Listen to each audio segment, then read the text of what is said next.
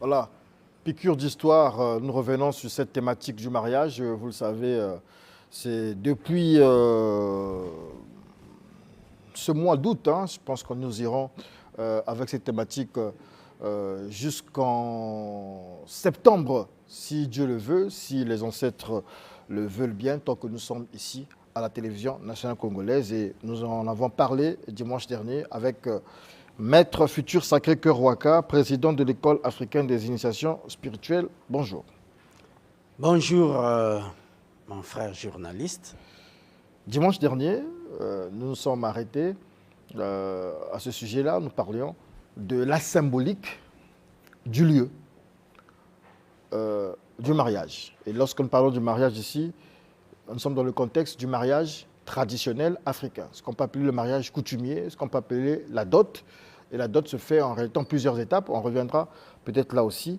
Et donc le lieu, vous disiez dernièrement, il faut que ce soit le lieu des parents, parce qu'on ne peut pas aller marier une femme sur une terre inconnue, parce que sur la terre inconnue, il y a d'autres énergies. Or, sur la terre des parents, il y a les énergies, donc, on va dire ancestrales. C'est bien cela. Merci beaucoup. Je crois que le mariage africain est un mariage codifié. C'est un mariage liturgique et qui, dans cette liturgie, possède donc des rituels. Et dans ces rituels, il y a les outils qui facilitent donc ce rituel. Le lieu du mariage, il est très important parce que c'est de là que partent plusieurs problèmes, plusieurs maux qui affectent parfois le mariage. Et la fois passée, j'avais essayé un peu d'insister là-dessus pour dire, pour essayer un peu de faire voir la cacophonie que nous observons lors des mariages, où peu importe la suffisance des moyens financiers que les gens peuvent avoir, ils préfèrent se rendre dans des endroits qui ne sont pas appropriés. Et j'expliquais aussi que lorsque vous vous mariez dans une salle de fête, cette salle de fête a un code. Cette salle de fête a peut-être des fétiches qui ont été élaborés, faits pour attirer la clientèle. Pour ça, c'est un commerce. À ce moment-là, dès que vous versez le vin que l'on verse pour parler aux entités familiales, le vin que l'on verse pour faire appel aux parents, les colas que l'on donne pour envoyer un message aux ancêtres de la famille. Ces instruments-là ne vont pas aux ancêtres de la famille, mais sont accaparés, les énergies de ces instruments sont accaparées par les esprits de la salle de fête. Parce que les esprits qui habitent la salle de fête sont des esprits errants qui sont là pour apporter la gaieté. Or, lorsque vous emportez les esprits de la gaieté dans votre maison, soit madame, soit le monsieur sera toujours enjaillé et a toujours tendance à être dans la joie dehors. Et c'est de là où beaucoup de problèmes surviennent, où c'est de là qu'après même la dot, certains ont des problèmes, des difficultés pour avoir des enfants, pour enfanter ou pour concevoir. D'où il est nécessaire, impératif et voire même obligatoire de trouver la parcelle d'un parent du côté paternel ou maternel afin que le cérémonial puisse avoir lieu. Parce que lorsque le cérémonial a lieu dans une parcelle de terrain appartenant à la famille, à un membre de la famille, aussi longtemps que nous savons que lorsqu'une personne possède une parcelle de terrain à Brazzaville, cela devient son village. Cela devient chez lui et ses parents, d'où les esprits de la famille y habitent. Quand il y a même des veillées, on vient les réaliser, on vient les faire chez lui, parce qu'il est celui-là qui possède l'hangar de la famille, le kanza, la cuisine de la famille. Et s'il y a des problèmes à régler, on dit partons chez X, parce qu'il a un chez lui. On ne règle pas les problèmes de la famille dans des bars. On ne règle pas les problèmes de la famille dans des salles de fête. Mais on les règle chez un parent qui a un chez lui, pas chez celui-là qui est locataire. Voilà. Alors, il y a même des gens qui quittent ici, qui repartent même marier leurs femmes dans des villages. dans des villages. Alors, Voilà. je reste sur le lieu, on va très vite évoluer sur les lieux. Prenons le cas, bon, il existe aujourd'hui des doubles mariages. C'est-à-dire que lorsqu'on va épouser une dame, il faut aller épouser chez sa famille maternelle. Donc vous allez, vous faites une cérémonie là-bas. Ensuite, vous allez aussi chez la famille paternelle, vous faites une autre cérémonie là-bas. Est-ce que c'est logique du point de vue de nos traditions? Bon, cela dépend des ethnies. Nous écoutions ça et nous voyions ça beaucoup plus chez nos confrères du Poul, où parfois on épouse chez le père, on épouse chez la mère. Ils sont eux-mêmes responsables de toute cette cacophonie. Mais dans d'autres ethnies, peu importe même si les parents s'étaient séparés, mais ils doivent se mettre ensemble.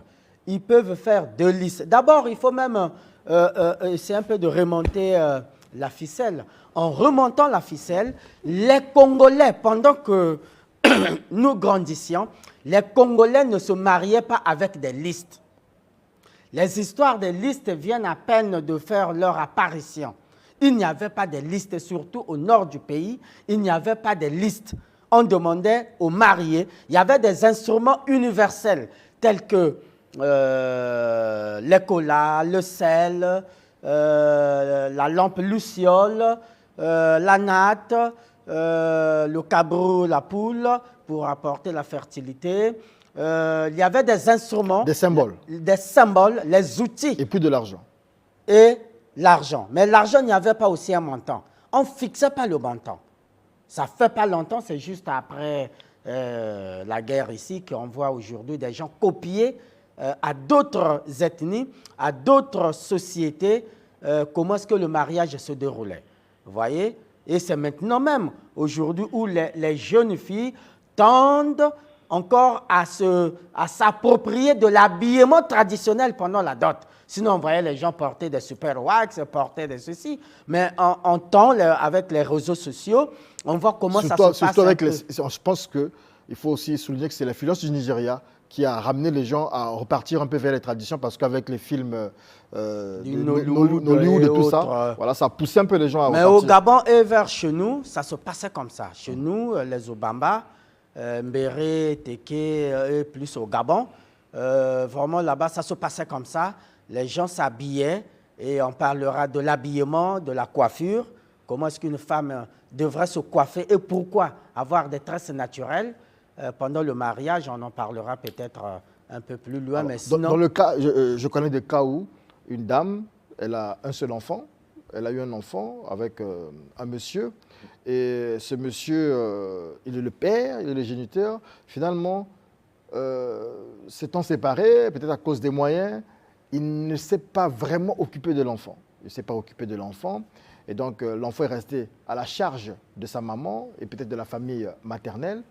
Mais le jour du mariage, c'est le papa ou la famille paternelle qui a le mot sûr, le mot final, le mot définitif. Ce n'est pas bantou. Ce n'est pas bantou parce que chez les bantous, lorsque vous ne mariez pas la femme, vous devriez marier, épouser vos enfants. Et lorsque vous n'épousez pas votre enfant, à ce moment-là, c'est l'oncle qui détient la paternité, le pouvoir. L'oncle, ça veut dire le frère de la maman. D'abord, il faut différencier que le paternel offre la puissance. Le papa donne la puissance et la maman donne le pouvoir. On peut vous chasser chez votre père, mais on ne pourra jamais vous expulser de votre maman. Le côté maternel est pour tous, mais le côté paternel, il peut y avoir des antinomiques. Ça veut dire que parfois, il arrive qu'on épouse des femmes déjà enceintes. Cette femme-là vient dans le mariage avec une grossesse. Mais les vieux parents couvrent l'affaire. Vous êtes né, vous portez le nom de votre père adoptif. Mais un jour, s'il y a des problèmes, on vous dira chez nous au village, on vous remet un tisson de bois. On dit, va chercher ton père. tu es arrivé ici, soit étant déjà né, ou tu es arrivé, ta maman était déjà enceinte, parce qu'à l'époque, nos vieux parents ne refutaient pas les grossesses. Vous voyez? D'où, partant du lieu, le lieu est sacré. Le lieu de la dot est sacré, l'habillement de la femme est sacré. Parce que quand on dit mariage africain ou traditionnel, ce mariage-là doit être aussi, je crois les gens ont vu même ce qui venait de se passer à Oyo ou à Olombo, comment est-ce que cette dame était habillée, elle pouvait porter des super wax et autres. Voilà. Donc, ces habits, d'abord même la confection, l'arrangement du mariage, si l'on repart encore, parce qu'on ne se mariait pas à l'époque chez les Bantous, j'ai vu une belle femme et je l'aborde, non. La mode aujourd'hui, Maître Ouaka, c'est que mes parents jeune peut se mettre, sans avoir consulté ses parents, il se met à genoux, il offre une fleur, il dit « je te marie ». Non, ça c'est, ben, vous pouvez marier une sorcière, vous pouvez marier une femme qui vous apportera la poisse. Ce n'est pas pour rien. Il y a des mariages déjà conçus depuis le monde ancestral, depuis le plan sublime par les parents. Et cela est d'autant plus vrai qu'il y a des gens qui ont des maris, qui ont des épouses qui ne leur appartiennent pas, parce qu'ils n'ont pas les mêmes taux vibratoires en énergie cosmique. Il y a des femmes qui prennent des maris parce que ce mari-là a un peu de moyens, mais sur le plan cosmique, ils ne sont pas faits l'un pour la côte de l'autre. Alors, le choix depuis les ancêtres, lorsqu'ils vous donnaient une femme, c'était des mariages qui ne se dissociaient pas. C'était des mariages qui étaient conçus depuis la finesse spirituelle. C'est-à-dire que les parents voyaient, en dehors de la beauté, en dehors du travail, mais ils voyaient le côté scientifique, le côté culturel, le côté ancestral, le côté mystique de cette famille. Est-ce que c'est une famille qui génère des sorciers? Est-ce que c'est une famille qui respecte les plans astraux, les plans occultes, les plans ancestraux? Et lorsque vous aviez atteint l'âge de la majorité, c'était donc aux parents de se rendre voir une telle famille parce que les parents, sur le plan cosmique, maîtrisaient cette famille. Et ils savaient que si mon fils se marie avec telle famille, cela générerait donc des revenus scientifiques, des revenus occultes, des revenus culturels. Et il y a des familles avec lesquelles, lorsque vous vous mettez ensemble, mais cela bloque votre évolution. Est-ce que la notion de totem aussi oui, était regardée. Pourrait faire obstacle dans un mariage, par exemple. Voilà. La notion des totems, des ethnies, cela conférait aussi un certain regard négatif ou attentif aux parents qui devraient choisir donc l'époux ou l'épouse. On n'en parle plus, on ne fait plus attention à ces choses-là. Mais voilà pourquoi le monde est perdu. Les mariages traditionnels sont vides aujourd'hui. Voilà pourquoi le monde va vers la cathode, vers le décroissement des valeurs. Donc, le lieu, le choix et la coiffe de l'épouse. Vous savez que pendant que il y en a qui mettent les brésiliennes, les cheveux de tous. Non, on ne peut pas aller au mariage traditionnel en mettant les mèches de façon hasardeuse. Non, non. Ça, c'est des cheveux de blanc. Comme Sylvanie Makosso dit sur son mariage, elle mettra des brésiliennes. Non. Elle doit être naturelle. Voilà, elle doit être naturelle. Faire vous voyez même, au Gabon et même au Nigeria, ils font encore des tresses avec des fils. Hein, que nous appelions galingali, que nous appelions n'importe, il y avait des noms selon les appellations, selon les coutumes ou les sociétés. Parce que les cheveux, c'est quoi? Les cheveux doivent être dressés. Ah bon? Voilà, vers le haut. Parce que si vous voyez même les arbres poussent de la terre en montant vers le haut. Les cheveux doivent être dressés de la tête vers le haut. C'est pour capter les énergies. Et les cheveux doivent être élaborés par un membre de la famille. Ce n'est pas aller dans les salons, parce qu'on peut vous apporter la poisse au salon. On peut vous induire vous infliger, vous faire coller des mauvais esprits dans le salon. Parce qu'un salon de coiffure est un lieu commun, est un lieu de jouissance commune.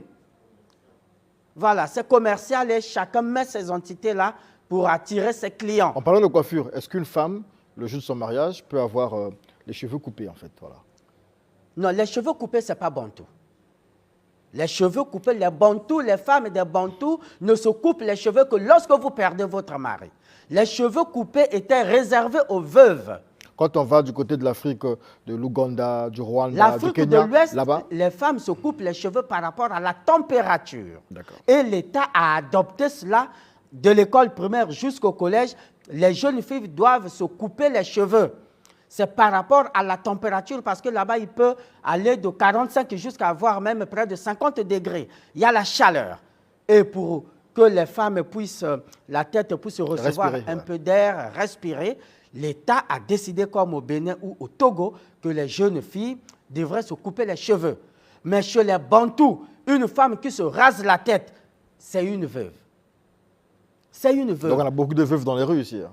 Voilà, c'est des veuves spirituelles. Voilà pourquoi elles se coupent les cheveux, elles deviennent comme des hommes, mais elles peuvent avoir des hommes qui leur font la cour, des hommes avec qui ils peuvent aller au casino, mais pas des hommes qui vont les épouser. Alors, un autre aspect, Maître Waka, c'est celui des Nzonzi.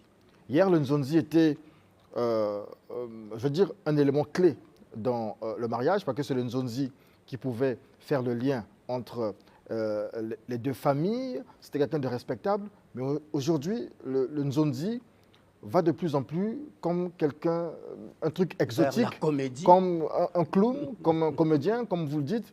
C'est quoi concrètement le rôle du Nzonzi et que devrait faire le Nzonzi dans l'organisation d'un mariage? Lorsque nous grandissions, nous qui sommes nés au village, le Nzonzi, c'est un griot. Et son rôle dans le mariage, il faut même voir comment est-ce qu'on reçoit les chefs chez les Téké, au plateau, les Kana Djambala. Et le griot, son rôle dans le mariage, c'était de raconter l'histoire des deux familles. Généalogie et tout ça.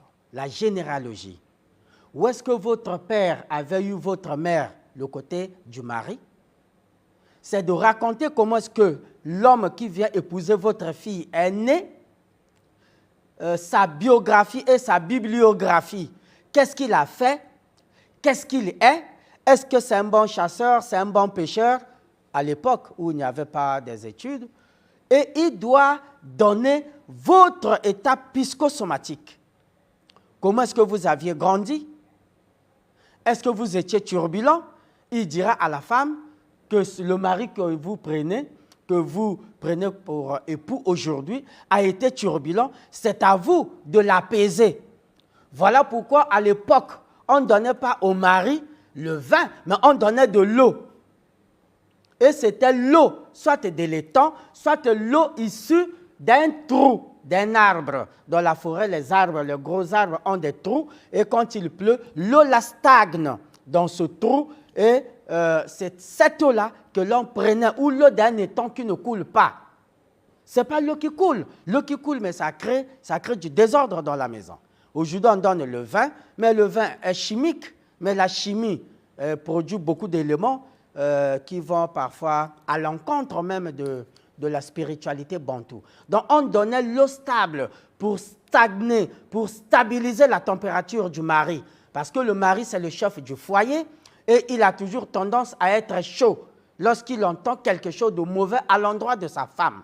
Au village, il n'y avait même pas des adultères, enfin, on ne pouvait pas répudier sa femme du fait de l'adultère. Nos parents, dès lors qu'il attrapait sa femme avec un autre homme, mais il bouffait l'adultère tout en gardant sa femme à la maison. Voilà, il partait voir le Nzonzi, le chef du quartier. On payait une amende, quoi. Il payait une amende. D'accord. Il payait une amende, le monsieur payait cette infraction, l'amende due à cette infraction, mais il ne répudiait pas sa femme, il gardait sa femme à la maison. Nous avons des amis qui sont nés, que l'on connaît, que la grossesse de mon ami là, c'est la grossesse des papas d'un tel. Mais on avait bouffé on avait prélevé l'amende à ce papa-là parce qu'il aurait ou il avait enceinté leur mère. Mais on a gardé l'enfant et il porte son nom. Donc aujourd'hui, quand vous constatez ou vous attrapez en langage vulgaire votre femme avec un homme, mais vous l'expulsez, vous la repudiez. Mais à l'époque, chez les Bantous, ce n'était pas ça. Alors, parce que s'il faille qu'on mette même le Ndjobi dont on parle ici, que celui qui n'a jamais eu un copain, toi, si tu veux repudier ta femme, parce que chez nous, c'était ça. Tu veux repudier ta femme parce qu'il il a fait la cour avec un autre homme, on fait sortir le Ndjobi. Si toi, tu n'as jamais eu une copine dehors, et toi, le Ndjobi t'attrape. Tu vois, les gens se rétractaient, dire « Ah non, je prélève seulement l'infraction parce que moi aussi, j'ai eu des copines. » Et c'est à base de ce langage, de cette caractéristique mystico-africaine, qu'il n'y avait pas de répudiation. Est-ce que le non-respect de tout ce que vous évoquez ici, on a suivi aussi Ngunza Mangwele qui a parlé du mariage, est-ce que le non-respect de ces éléments de notre tradition, de ces rituels, de ces rites par cette génération, est-ce que c'est ce qui peut expliquer aujourd'hui le fait qu'on ait autant de divorces, autant de femmes mères célibataires? Est-ce que ça peut s'expliquer par ça? Oui. La perversion des uns et des autres, le manque de l'appréhension du message de nos ancêtres. Beaucoup sont mariés là, ils ne sont pas compatibles. Ils vivent parce qu'aujourd'hui, il faut être à côté de l'homme, l'homme doit être à côté de la femme. Mais spirituellement, ils ne sont pas compatibles. Ils ne sont pas compatibles parce que du fait, d'abord que les vibrations, j'insiste sur ça, le taux vibratoire n'est pas le même. Vous allez voir une femme qui est née des parents Ganga avec un homme qui est chrétien. Mais ça n'apportera nulle part, ça ne marchera pas. Vous allez voir déjà même les musulmans interdisent à leurs filles et femmes de se marier avec les chrétiens. Un chrétien peut se marier avec une femme peut-être, mais un musulman ne prendra jamais une femme chrétienne. Vraiment, c'est des cas rares, c'est aujourd'hui, peut-être ceux qui vivent un peu en Europe, ils peuvent le faire. Mais les vrais musulmans ancrés, comme en Afrique de l'Ouest, vraiment c'est impossible. Les musulmans congolais, nos frères de l'Afrique de l'Ouest, se marient avec nos sœurs. Mais c'est rare qu'un Congolais se marie avec une femme ouest-africaine qui est vraiment musulmane, confirmée et ancrée, pratiquante. Voilà. Donc, vous voyez ce revers, parce que les autres respectent leurs coutumes, leur religiosité. Et la perversion dans le mariage, c'est ça, le manque de connaissances ésotériques, le manque de connaissances de nos cultures et le manque d'appréhension du message des ancêtres. Puisque les gens ne demandent plus aux ancêtres qu'ils leur montrent la vraie femme ou le vrai mari. Ça se demande, il y a des rituels d'autoconsultation. Lorsque tu prends des colas, tu prends ton balai, tu vas au village, on partait dans des poubelles, parce qu'au village, les poubelles, c'est derrière les maisons, un peu dans la bananeraie ou sous les bananiers. Tu vas, tu invoques, tu parles à tes ancêtres pendant un certain nombre de jours, mais ils vont te révéler dans quelle famille ou quelle est ton épouse. Vous voyez? Quelle est ton épouse? Alors, chez les gens qui prient ou qui peuvent faire des rituels, ils peuvent aussi demander, on leur montrera leurs épouses ou leurs époux. Merci, Maître Waka. Nous sommes à la fin. Il est 9h59, nous arrêtons à 10h. Merci de nous avoir édifiés parce que nous allons aussi dans le futur, mais déconnectés de nos racines. Et c'est toujours important de faire ce genre de rappel. Vous pouvez aussi rappeler toujours vos numéros de téléphone, de sorte que des gens... Vous êtes aussi Nzondi? Oh, je suis fils d'un notable, j'ai la notabilité dans le corps et puis je salue les fan clubs Studio 210 qui se créent de mon côté aussi, aux États-Unis. Il y a le frère Harold qui est là, qui a créé aussi en Californie.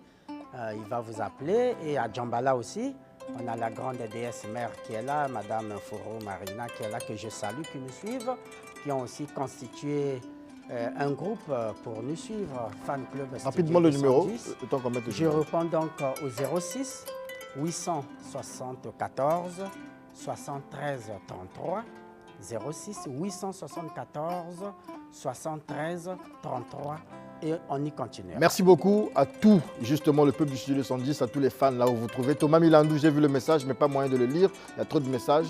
Merci à vous tous. Didier Pina Silas en France, Osgalen Noyono au niveau de Pointe-Noire. Studio 210 continue. Maître Waka est là. Et donc, si vous avez besoin de conseils, pour vos mariages, peut-être aussi comme Zonzi, je pense qu'il a une connaissance assez approfondie là-dessus, vous pouvez le contacter. Nous aussi nous sommes là, voilà, on va marier quelques personnes dans notre groupe là.